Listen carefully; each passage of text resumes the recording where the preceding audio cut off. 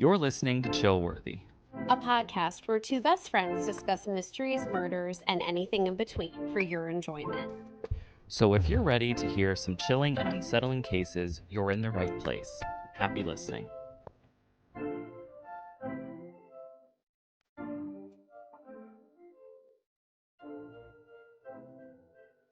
Welcome back to another episode of Chillworthy with Brent and Talia. Hi, everybody. So, it's been a nice sunny day, but it's hot as hell. It's so hot and so humid. It was nice this morning. I walked our dog and it was, we've had like a heat wave going on here, which I guess is still going on today. Actually, they extended it to like tonight. Oh. I was just saying to Erica, I'm not like fully ready for fall, but it's been crossing my mind more. And this usually starts for me in August. We're at the beginning of July. I'm ready for fall. You're I'm ready for fall in April. So. I just want the coziness, cozy books, cozy shows, cold at night, chilly. Just when you can feel fall in the air. You know what I'm saying? I definitely know what you're saying. Right. It's not here yet. In terms of books, I think I really only have one, but it was 26 hours. I thought you were going to say it was in 2016. I was like, well, that doesn't count. You can't talk about that. So it was a long book. A big boy. It was big, yes. What speed did you listen on? Did the length change your speed? Were you like, this is so I'm long? sure the length changed, I'm sure my speed changed the length, but I just did that because I normally always listen at either 1.5, 1.75, or 2. 2 or 3. How you do. I don't know how you do 2, but right. So yeah, so I had high hopes for it because it was, written by the same guy who wrote Nosferatu, which I loved. Right. But this one was just all right. Oh, so yeah, just all right. I know, but I pushed through because it wasn't bad. It just wasn't like gripping me, but by any means, at all. Yeah. It's about a bunch of, I guess, college kids. One I think is in high school, but I think all the others are in college. And one of the group people he's getting like his mom was in jail for something, and he's being threatened by another family whose mom is also in jail, and this family is like, you have to do what we say or my mom's gonna kill your mom, because his mom wasn't in there for, like, she's not like a rough and tumble kind of gal, but this other chick was. Yeah. So they were like, you have to steal basically antique books from the library that you work at, because he had access to them, and we will then sell them and we will get all this money, and that's what we want you to do. And so like he's like stuck in this for like a while, and then somehow all of his friends like get whiff of this, and eventually they come across this book with this ritual, summons a dragon called King Sorrow, which is the name of the book, from the long dark, which is like somewhere else. And basically they do this, and now they have control over this dragon, but he only comes through once a year.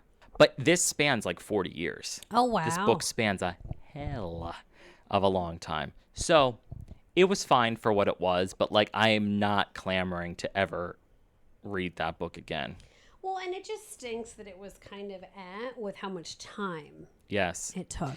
And one of the narrators was Kate Mulgrew, but only such a limited, she was so limited, like, no. I want her full blast. What do you mean by that? Like, she was barely in it. Oh, Yeah. just like a character, just like a Yes. brief little. Yes. So it was like she probably didn't have more than 45 minutes worth of dialogue Where Nosferatu, that was it, baby. She was the only one talking, Oh, and I interesting. loved it. But you read that too. That wasn't just the audiobook. No, I think it was just the Oh, audiobook, I but I didn't know bought the book that. afterward because of how much I liked it. Right. So, yeah, that was pretty much it. Yeah, I assume you have things, though. I do. So I was listening to The Lovely Bones that I had talked about that I read like back in high school. And then I just thought it would be nice to like listen to it. And the author is the one who narrates it. Oh my God. I think I started to say this last time, just how it's like, it was hitting differently. I don't know if it's because I'm like older and like life experiences compared like now to, compared to high school. But that book is so fantastic. We talked about this too. You watched the movie, but you never read it, right? I did watch the movie once. Yeah, I never watched the movie. And I don't know if I want to. It's just so sad. Like, it's such a good story. I love so many of the characters, but oh my gosh, is it sad. So 5 stars, just like I gave the actual book when I read it. Mm-hmm. I read It's Not Her by Mary Kubica. So when I started it, we were away and there was like a cabin lake sort of situation going on. So I thought, Erica was actually the one who suggested it based So off I thought, based off the cover. And I really liked it to start. I feel like it had a really strong beginning. And then, I don't know, I really didn't like the end. And that chipped away. Like, I don't give half ratings. If I did, I think this would have been like a 3.5-er. But, it definitely wasn't like a 5-star for me. And I didn't feel that it was like... If the ending was different, I think I would have given it a 4, but I really did not love the ending for a few different reasons. So I only gave it a 3. And then The Boy in the Lake by Adam Pelsman. I got this at a book sale. It was awful.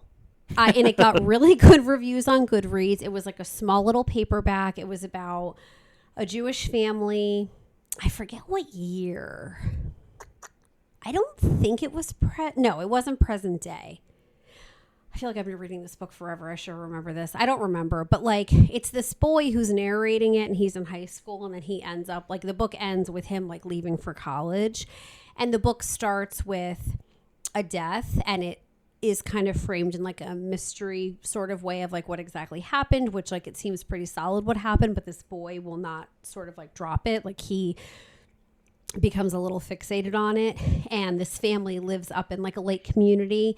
I forget if they're in Jersey or they're in New York. They like reference both a lot, and it just finally we got somewhere at the end.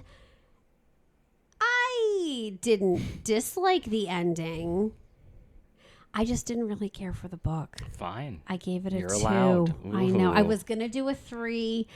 And I had said that to Ashley, and she's like, you have been complaining about this book since you started. You like didn't want to finish it. Like you didn't want to read it. Like I think to sound, and I feel bad, but I agree.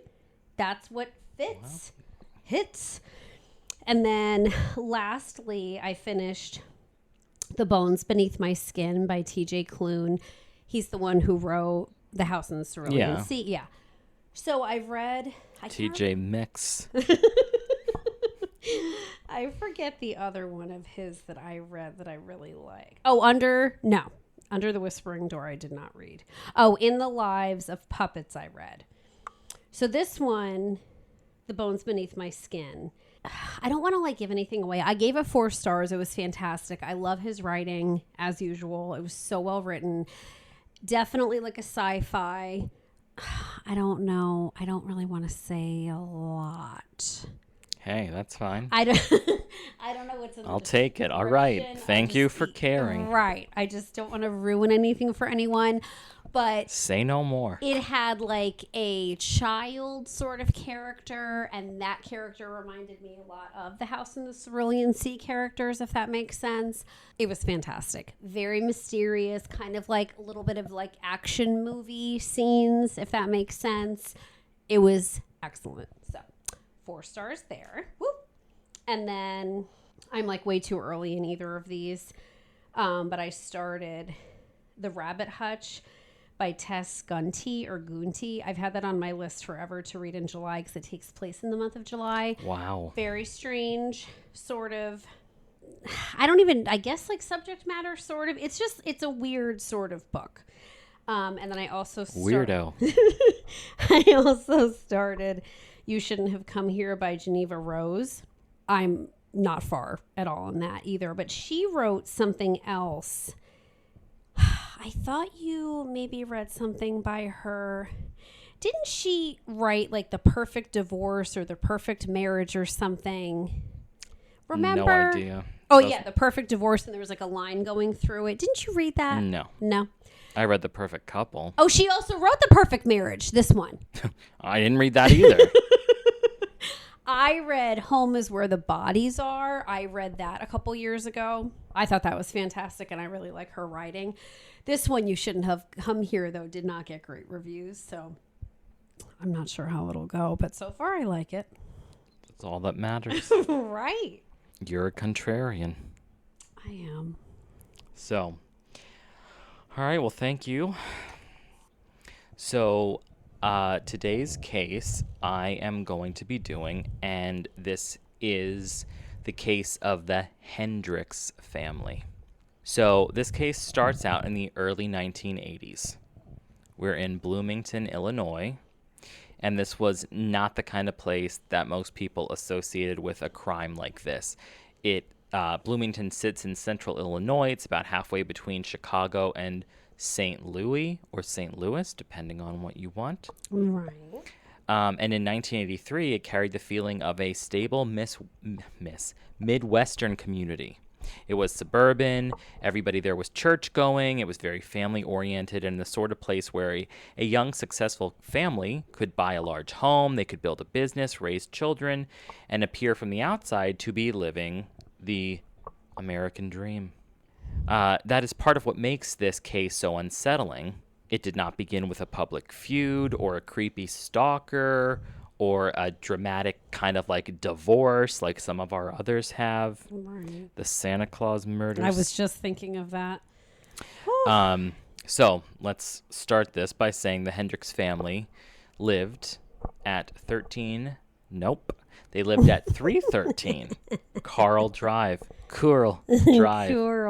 in Bloomington, Illinois. So David, I'm not going to keep saying Hendricks all the time. Of course. Okay, we know who we know what the family's last name is.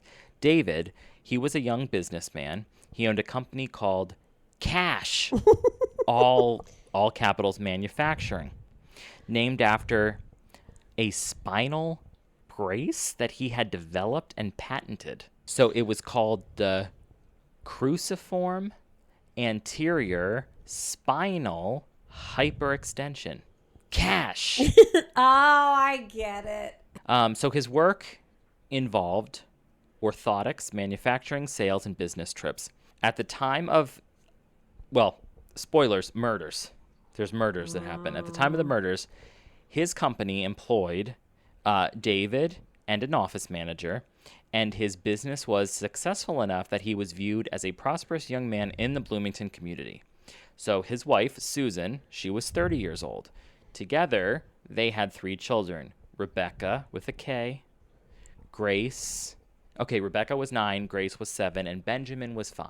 They belonged to the Plymouth Brethren, which was a strict Christian group. Reports describe the family as keeping largely to themselves. Nothing wrong with that. Right. Spending most of their time with relatives or people within their religious circle. Now, by outward appearances, the Hendricks family was doing pretty good. They had moved into their Bloomington home in 1982. David's business was growing. The children were young, healthy. Susan was active in the family and her church life. So it just looked like a very nice, happily domestic family. Right. So now we are in 1983, November. A cozy but dreary month. Fine with me. Right, I know. Yeah. It's like it's going to rain here, actually, which I would love. I'd love nothing more, to be honest. So on the night of November 7th, 1983, that entire image of this cute little family is going to collapse. So that day began began normally. Normally. According to the court record, David left his office around 4 p.m. He went home. He worked on his motorcycle. What was that? How much do you get on this hog? Oh my God, Dumb and Dumber. Yeah, but what? I don't know. I don't even know what the line I is. don't Something about remember. that. How many miles to the gallon do you get on this hog? I got room for one more if you still want to go to Aspen. Oh, they'll never make another movie like that. No, A they masterpiece. will not. Anyway, he worked on his motorcycle. He rode it to his airplane hangar. And then he jogged back home. Whatever. The children, they'd been at school and they played outside until around 5:30 when David called them in. Susan left between 5:50 and 6 p.m. to attend a baby shower in Delavan, Illinois, which is about 35 miles away. So after Susan leaves, David took the children to Chuck E. Cheese. Oh, do you remember that? Do they still have Certainly those? do. Chuck E. Cheese, yes. Not Wow. DZ Fun Zone. Oh no. my gosh. I remember those commercials. I'm trying to think how that used to go, their jingle. I had don't never know, been to that Discovery Zone. I never went to. Chuck E. Cheese maybe once for like a birthday party. But I feel maybe twice. I don't know. 2 or 3 times. I remember the first time I thought they gave you cheese. Like I thought that was like a thing there. I'm like, sure. You'd get plates of it, bowls. You don't. Like Cinderella giving the mice chunks That's of exactly cheese. what I imagined. Except it was yes. corn. Right. But that's what I imagined. Oh my gosh. Your dreams were crushed. Your cheese dreams I were was crushed. very disappointed. There is something. I mean, I remember going to DZ a few times. And I mean, I remember it was, I feel like to me, it was a little bit more extreme than Chuck E. Cheese in terms of like the slides and like the stuff you would do there was a little bit more, I feel like for a little bit older. Like, Oh, okay. It wasn't as much arcade based as it was like those tubes and you were hanging from stuff and Bull pits. ball pits and scurrying about and hamster wheels and stuff like that. Filth. Yes. Yeah, but that's before I cared that much, I think. You didn't care about germs as a kid. I don't think so. No, that didn't develop until later. But I will say, there was always, I mean, to me at least, there was always something like you would get a little unnerved if you were back in those tubes and you were kind of by yourself, Like, I don't know. I didn't Getting like it. stuck. No. Just like, you're back there. What if somebody comes after you? To kidnap you. Sure. Tickle you. I don't know. I don't care. I'm just saying if they're chasing you. Because like it would kind of get a little like not dark, but it would be like claustrophobic because Oh, it wasn't like, shit. whatever. Anyway. You're not going to get it, so whatever. I'm not. I was never. All right, so they're at Chuck E. Cheese. Do you remember the Land of Make Believe? No. I don't remember what state that was in, but we went there. I remember it was like a school trip or something. I don't think I'm making this up. And I remember not loving it. It just felt like a weird day. I didn't want to do everything that they had there. I was like scaredy. And then this boy was screaming. I vividly remember him like running towards us, and he had a rag over his face. And I thought you were going to say a rash. I was like, oh. well, he was bleeding out of several holes on his face. And Well, that doesn't sound good. I thought, get me the hell out of this place. I want to go home. Oh my gosh. I mean, I don't remember where this was. What's in Lancaster? What is that? Crystal Cave? No. It's like an amusement park. Oh, and they shut it down. It was like huge. Oh my. It was obviously but it was for Little Dutch Wonderland. Dutch Wonderland. I don't know if this happened there, but I do remember being at a place like that. And they took you inside of it's like you sat on this really long bench inside of a house. Maybe you've been on this. I was never there. Okay, well, it might not have been there. I knew you weren't going to let me just get through. Oh my God. You sat on a long bench, and the house you were in a house. The house would rotate around you instead of you around the house. So, like, it looked like you were hanging upside down. I clearly remember that. I have no idea where the hell that that house That was. sounds spooky and fun. And I was never on it. Okay, But fine. that sounds pretty freaking cool. Now, if you'll allow me, they're at Chuck E. Cheese. They get there at 6:30. They order a medium vegetarian pizza. Sounds nice. And a root beer. A root beer? You like that I too. used to love root beer. Holy moly. So now, according to David, the children spent time playing in the arcade area before eating. The court records says the pizza had toppings including cheese, mushrooms, green peppers, olives, tomatoes, onions, and sauce. Ooh, olives. So they had a lot. You know, that reminds me of that board game as a child, Pizza Party. Pizza Party.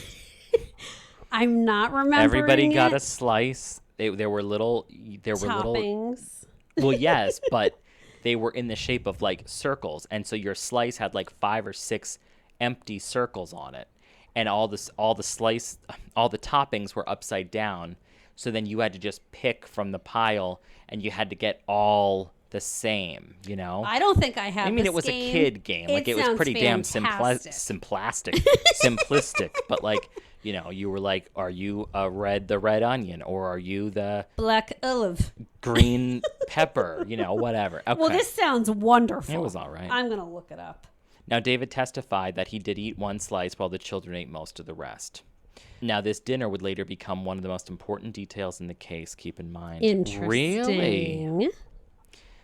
So now, after leaving Chuck E. Cheese, David and the children stop at a library bookmobile. Oh my God. All in all, this sounds like a lovely day to I me. agree. I loved the bookmobile as a kid. Oh my God, I loved it. I remember the childhood friend, that I didn't know that existed, and it was in her neighborhood. I was like, I don't know, arriving or leaving, and this thing drives by, and I said, "What the I hell didn't know is if that?" I was coming or going. I felt like I had walked into another dimension. I did not know about this. And what a sad thing to have gone away. You don't see them anymore. I see him on TikTok every once in a while. Where? Not a library, but a traveling bookstore. Okay. Yeah. I'm down for that. So anyway, they go to the bookmobile. Then there's reports about seeing David and the children around 8 p.m. in the bookmobile. According to court testimony, that was the last time that anyone outside of the family saw these children alive. So David said he and the children returned home around 8:30. He said they played hide and seek. Then he read to them, and that they were in bed sometime between 9 and 9:30. Was Susan not coming home from this baby shower? I'm sure she was. Okay. I mean, let her go out for a bit. You're right. Don't be so possessive. So while the children were getting ready for bed, David said that he packed for a business trip he was going to take to Wisconsin. So meanwhile, Susan is still at the baby shower, even though you find that distasteful. That's where she is. I was just curious where she was. Well, not where she was, but when she was What coming she was doing, who was she home. with. She reportedly ate vegetables, cookies, and punch. Rum punch. Around Oh my God, I 9 can see it in Mary Of course. Poppins. around 9:20 or 9:30 p.m. She was at the baby shower that late? I don't know, man. I mean, maybe it was one of her close friends. I don't know. Right. She then leaves the party around 9:40 and she returns home sometime between 10:30 and 10:45. David later said that Susan got home. They talked for a while. One of the topics was about the possible adoption of a young boy. Wow. David said that he kissed his wife and children goodbye. Then he left for Wisconsin that night. Yeah. The exact timing of that departure became a major issue because at trial, David testified that he believed he left sometime after 11 p.m., but shortly after the bodies were discovered, he had told police that he thought he left around midnight. Yeah. So according to David's version, when he drove away for his business trip, his wife and children were alive, asleep, or getting settled in for the night, but they were there. They were in there. Nothing seemed wrong to him. Now, the next day, November 8th, 1983, David was in Wisconsin on business. He tried calling home in the morning, but he got no answer. So at first, he did not panic. You know, a mom with 3 kids, she could be out running errands or like She's busy. visiting friends or whatever. You know, no cell phones, obviously, Of at that course, point. I thought of that. But as the day went on and the repeated calls went unanswered, he got more and more concerned.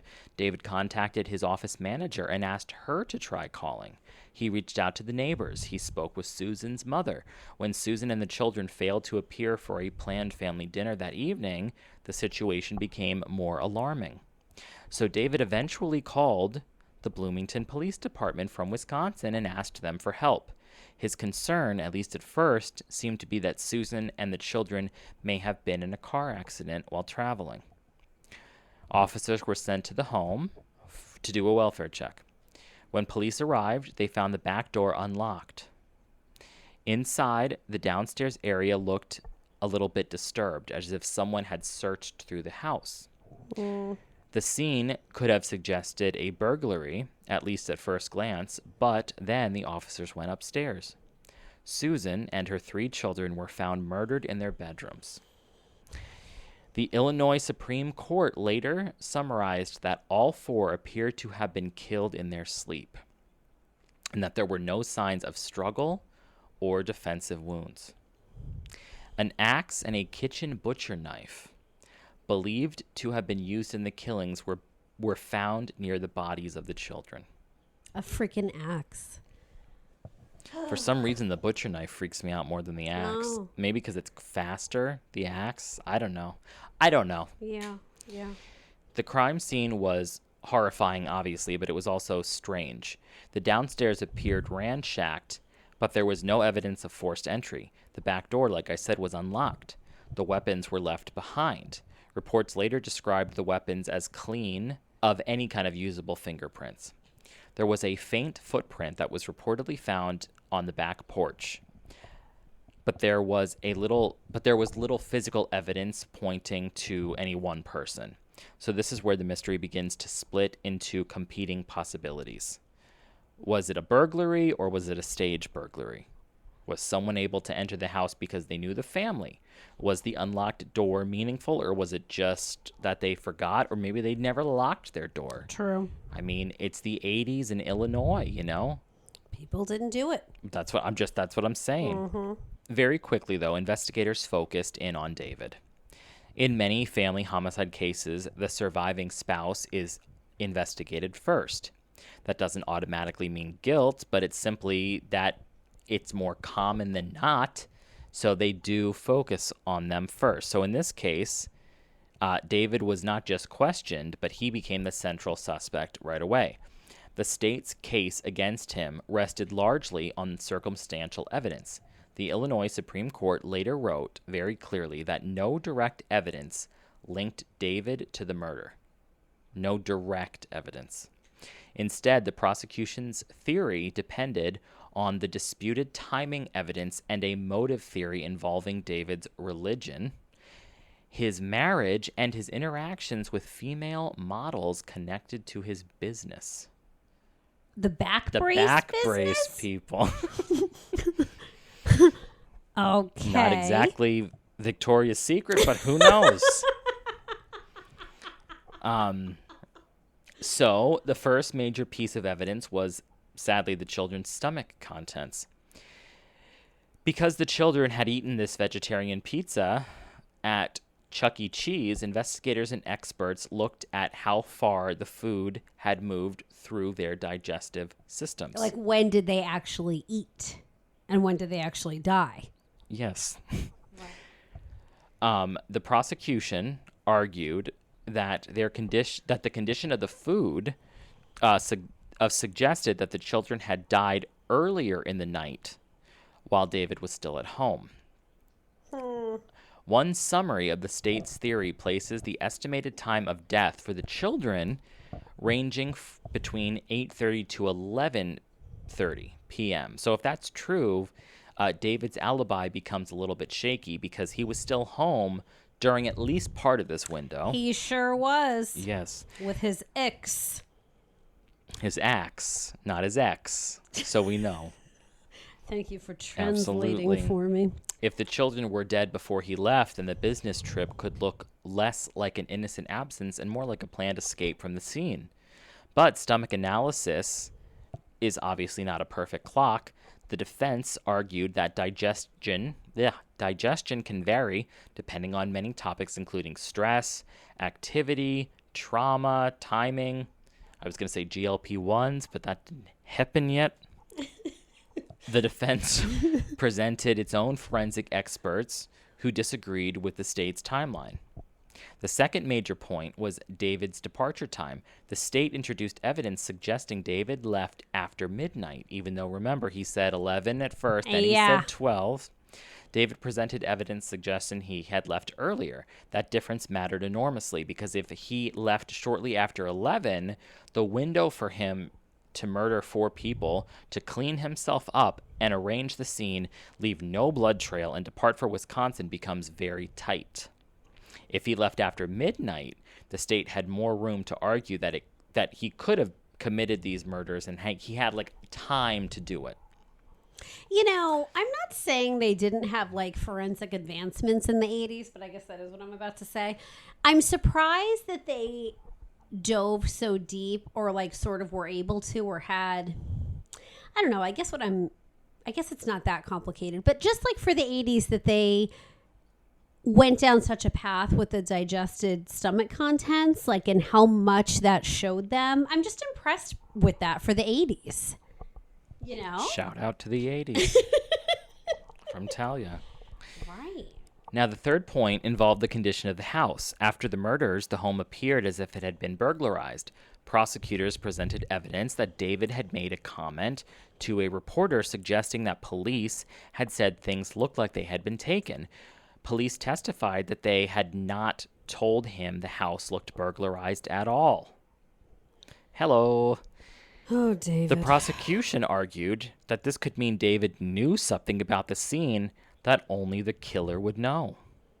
The defense countered that before one of David's police interviews, an officer had asked him whether anything valuable might have been taken from the home, which could explain why burglary was on David's mind. Well, that's what I was going to say. I mean, yes, a killer, whoever the killer is, would have known, but also, like, that was his house. So if... You're nothing if not fair. I mean, I do think he did this. Of course, I know you do. I'm just saying. But if he didn't, major devil's advocate, he would be the one to know if something was out of place or not there at all. I mean, he would certainly know that. But absolutely. Anyway. So, and then there was the motive theory. So David and Susan's religious background became central to the prosecution's story. Yeah, let's hear more about that. Okay. They were members of the Plymouth Brethren, and the state argued that David's religious beliefs made divorce unacceptable. The prosecution suggested that David was experiencing conflict between his strict religious life and his alleged sexual interest in his female models for the back braces who worked with him in connection with his back brace business. What is going on Maybe they here? were the nurses in the picture. You know? I don't know. I don't know. I guess. I mean, goodness gracious. You know, you think you've heard it all. Well, we haven't. We don't know. Wait, I'm going to pause a second. All right, and we're Bic. I just wanted to look up and see if I could find old, I don't know, ad campaigns of this thing. There's nothing. Of these models. Right, there's nothing there. So, they stripped them from the internet. Yeah, I didn't see anything. Okay, so like I said, divorce was unacceptable. And, he had this sexual interest in the female models who he worked with. So the state argued that because divorce would have violated his religious framework, killing his entire family became, in their theory, his way out of that situation. This part of the case is extremely controversial. Several women testified about modeling or fitting sessions with David. Some of the testimony involved what the prosecution characterized as inappropriate or sexually suggestive behavior. But the Illinois Supreme Court later found major problems with how the evidence was used. The court concluded that the prosecution had failed to properly prove the alleged escalation of sexual aggression that was central to this motive for this theory. It also found that the model testimony became highly prejudicial, shifting the focus from whether David murdered his family to whether the jury viewed him as a morally suspicious or sexual deviant. And that distinction matters because a person can behave inappropriately and still not be a murderer. Well, yeah. That's court, true. When you're right, Fair you're is right. fair. Right. Thank you, Illinois. They said a person can have secrets and still not be guilty of killing their family. Absolutely. A person can seem a bit emotionally odd, religiously rigid, socially awkward, or morally complicated and still be innocent of a specific crime. All of these things are true. Absolutely. In this case, one of the core questions becomes whether the jury was hearing proof of murder or whether they were just trying to get the jury to really dislike David. Yeah. Like Talia does. I do dislike him. David. That's correct. David was arrested on December 5th, 1983. A grand jury later returned an 8-count indictment with counts connected to the deaths of Susan, Rebecca, Grace, and Benjamin. The trial was moved out of McLean County to Winnebago County because of publicity. So at trial, the prosecutor's case was circumstantial. There was no confession at the first trial. There was no eyewitnesses. There was no blood evidence tying David to the crime. There was no murder weapons with his fingerprints on it. The state built its case all around the timing, the digestion, the alleged knowledge of the scene, his religious pressure, and the model testimony. All of that sounds pretty damn shaky to me, in my opinion. Doesn't sound good. You're right. Or not good, but like solid. Yes. Yes. I agree with you. So the defense attacked the prosecution's timeline. They challenged the reliability of stomach contents. They argued that David's business trip was planned in advance and it was not usual for him to do this. His office manager testified that she knew about the Wisconsin trip the week before it happened. And evidence showed that David had taken several business trips in the year before the murders. I was curious about the business trip too. You were. But that's the thing with like these people who maybe it's not fair to say that like she was advocating for him. Who did you say was the secretary? No, Whoever. I think the office manager. Oh, sorry. Well, maybe that is a secretary. Yeah, true. But it's like all of that may be true. He has traveled before for work. He traveled multiple times this year before the murders. The office manager, like you, for instance, you go on work trips. You could still murder someone and have a work trip. So like, and oh goodness, I have a business trip coming up. This is perfect alibi wise, like in his head, which it turned out to not help him at all in that way. But I don't think that makes me have more faith in him that he had the business trip. I agree. The court record also notes that leaving late at night or in the early morning for business was not unheard of for him. Still, the jury convicted David Wow. of murder. The court found him eligible for the death penalty, but the judge did not sentence him to death. Instead, David was sentenced to 4 consecutive natural life sentences. The reason the judge gave is one of the most striking parts of the case. In the sentencing order, the judge stated that he personally believed David probably committed the crimes, but that he was not personally convinced beyond a reasonable doubt. Wow. I feel like that's pretty damn reasonable, to be honest, because hearing what they had evidence-wise, he said belief was not enough, especially when considering the death penalty. So David appealed this in 1990. The Illinois Supreme Court reversed his convictions, and they sent the case back for a new trial. Wow. And what year? How many years had gone by for that? No, wait, I gotta go back up here. Sorry. Well, he was arrested in 1983. Mm-hmm. I don't know what year he was actually sentenced, though. So, 7 years, somewhere in there. Right. So, yeah, 1990, David appeals. The court did not say David was innocent. In fact, it said that when viewing the evidence in the light most favorable to the prosecution, the evidence was legally sufficient to support the conviction. But the court found that improper and prejudicial motive evidence had been admitted, especially around the model testimony The models. and the way it tied to David's religious beliefs. So the conviction was reversed. The case was remanded for retrial. So by then, David had spent years in prison. According to later summaries, he served about 7 years before the retrial. At the second trial in 1991, prosecutors again tried to convict him. A surprise prison witness Oh my God. reportedly claimed David had confessed while incarcerated, but the jury was not convinced. Of that to be like at the validity of it. What do you mean? Well, he was acquitted. They convinced. weren't convinced of what this person said. Or that he was jailhouse, guilty, yes. Like admission. Okay, got it. Yeah, so he was acquitted in He was 1991 and acquitted. released. Because of double jeopardy protections, he could not simply be tried again for the same murders after that acquittal. And since 1991, no one else has been convicted of killing Susan, Rebecca, Grace, or Benjamin. Wow. So that means that the Hendricks family murders remain officially, quote unquote, unsolved. In later years, the case continued to generate debate. Some people still believe that David was guilty and got away with murder. Others believe he was wrongly convicted, targeted because he was the husband, and convicted for the first time because of circumstantial evidence and prejudice. One of the more interesting details is that members of Susan's family reportedly continue to support David.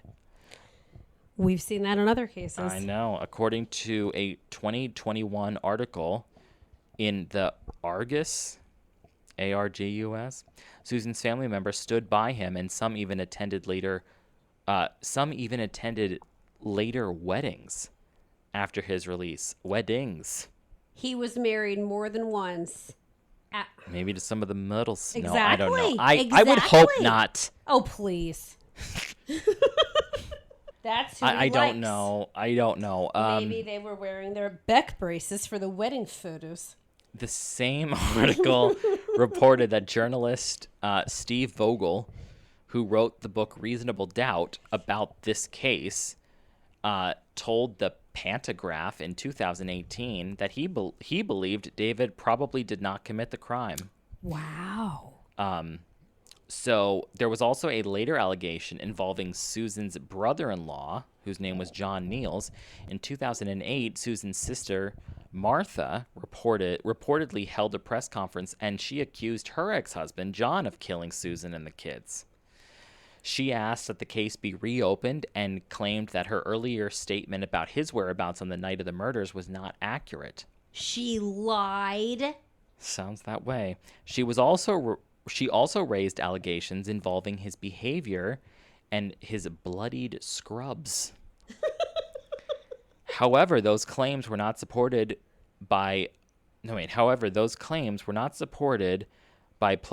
publicly reported physical evidence, and the McLean County State's attorney at the time reportedly said he would not ask the police to reopen this case without credible leads or physical evidence pointing away from David.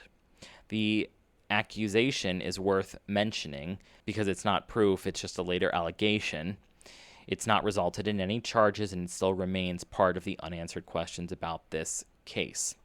As for the most recent public status, the case appears to remain officially unresolved. A 2021 Argus follow-up reported that the case had not been reopened and that 127 pieces of physical evidence remained in the Bloomington Police Department evidence vault, including sealed containers relating to the children's stomachs. Wow. Jeez. So where does this leave us? Nowhere David good. is getting married multiple times. Yeah. Happy as a clam. So I don't know how happy he is, You're right. but Maybe he's unhappy in his Maybe. marriages. I don't know. it's just, you know, I mean, the questions that keep coming up for everybody is like, when were these children actually killed? Why was there no obvious blood trail through the house? Because the murders were violent from what it says. Why did it look like it was burglary if nothing was really burglared? How did the killer get inside? You know, again, was it laziness of not locking the door? Was it habit they didn't lock the door? Was it David who lived there? Sure. Was he Right. already in the door? Right. Sure. You know, now, of course, modern forensic testing might be able to do something, but they haven't reopened the case. So, as of right now, we do not know. So, for more than 40 years, the question remains the same. You know, who walked into or lived in that house on Carl Drive, and why did the entire family get murdered that Not night? entire. Why did almost the whole family get murdered that night? Well, may Susan, Rebecca, Grace, and Ben Jamin. may they rest in peace. Yes. And I hope they did not suffer long. I hope they are truly at peace. That's terribly brutal. Whether it was David or not. Yeah, you got that right. I think it was David, but fine. Right. So, there we have the story. Well, very good job. And I mean that. I didn't think you didn't. Good. Thank you. Surely. So, I don't know. I guess that's where we leave you Yeah. for now. Yeah. So, everyone, if you can believe it, I think this is our 25th episode. That means season 3 comes to a close. Onward and Wild. upward. Yes. So, for those of you who are just joining in, and for those sweet, sweet, sweet people who have been here since the beginning, is there anyone out there? They're all angels. We thank you yet again. Oh my gosh, absolutely. We will see everyone in season 4 with a couple interesting things we're going to test out. You know, so stay tuned for that. And until season 4, Stay safe. and stay chill. Bye, everybody. Goodbye.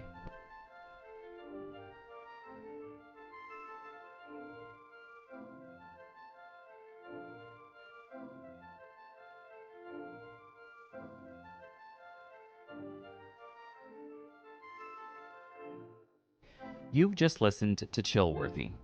Thank you for joining us on this latest episode. While we strive to keep our discussions engaging and lighthearted, we also wanted to take a moment to acknowledge the real lives and events that are at the heart of these stories.